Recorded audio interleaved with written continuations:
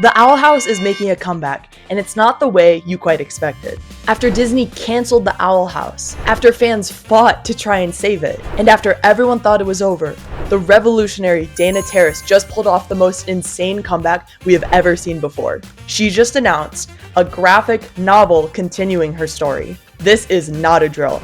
We're diving into what this incredible announcement means for all animation lovers. If you somehow missed the drama that went down 5 years ago, let me recap. The Owl House wasn't just another cartoon. It was one of Disney Channel's first shows to center an openly bisexual Dominican character and multiple canon queer relationships. And then, years before the final episode, Disney shortened the last season. The official public reason? Brand misalignment. But unofficially? Let's just say the poor timing and leaked accusations had some people raising eyebrows. The fans loudly called this out, and Dana Terrace was not shy with the details. But of course, the show did end up getting canceled early. Terrace did not beg Disney to keep it airing. She finished the story on her terms. And then she disappeared for over 2 years before coming back as a partner with Glitch Productions with a brand new show of her own. Incredible. We were all surprised and supportive of this clapback. But outside of the realm of 2D animation, Dana Terrace just did something completely unexpected. A graphic novel continuation of the Owl House, which means the story isn't over. The characters Disney tried to kill off are coming back to life. The fandom that refused to let the show die in canceled cartoon history just beat Disney at their own game. And honestly, there's something kind of poetic about continuing this queer fantasy story in novel form, because now there are no executives hanging over the shoulder of Dana that could cancel her story at any second. Obviously, right now we have a limited amount of information about the novel itself. We will definitely do a deeper dive once it's available later this fall. But there's certainly many elements we can infer going off of the artwork that Dana posted and the book description on the pre-sale websites.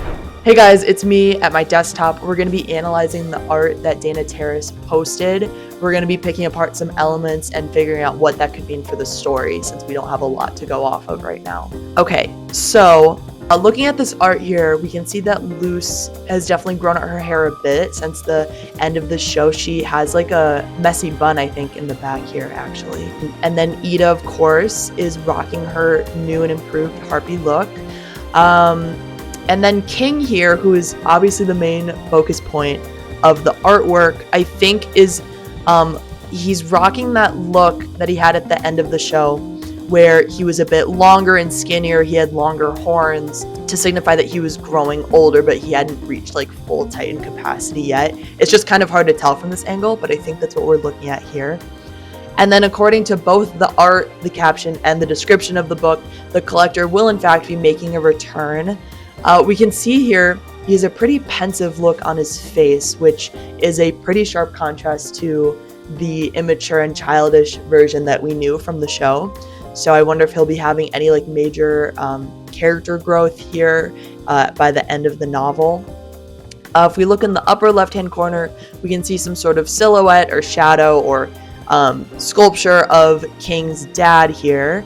And I know the book has King like contemplating and like figuring out how to be a Titan. So I wonder if there will be some sort of like Mufasa and the Lion King moment where like King gets to talk to his dad again.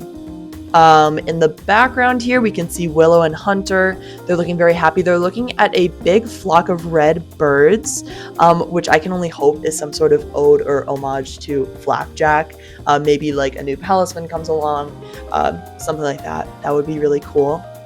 And then in the very background here, we can see Gus actually flying one of the blimps that Amity's dad built. So I'm not sure what that means. But speaking of Amity, we can see her here right next to Luce. Some people are getting excited because she is in fact wearing a white dress holding a bouquet of flowers, which usually means wedding. I think it might be going a different direction here. So if we look at what she's wearing beyond just the dress, we can see a lot of interesting choices here. She has these fur sleeves. She has a skull like head piece or like head accessory, and she's actually wearing a necklace that has teeth or claws around it. And then of course she's holding her bouquet of flowers, excuse me.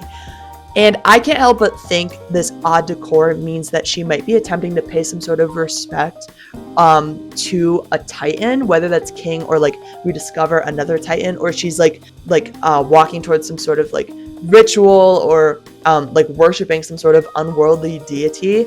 I just feel like that might be the direction that it's going towards. Like she might be helping King and she's like trying her best to be respectful. That's my prediction at least. According to the pre-sale description, King is actually going to end up wiping Luce's memories on accident.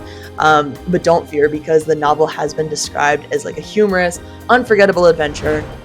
Disney may have closed a door on Dana Terrace, but she just opened up her own spot down the street. And truth be told, I love a good comeback story. Thank you for watching. Obviously, this is a much quicker video, but I just want to spread this exciting news as fast as possible. If you want a deeper dive into the cancellation saga of the Owl House, click here for more details. Thank you for watching, and I'll see you in the next one. Take care.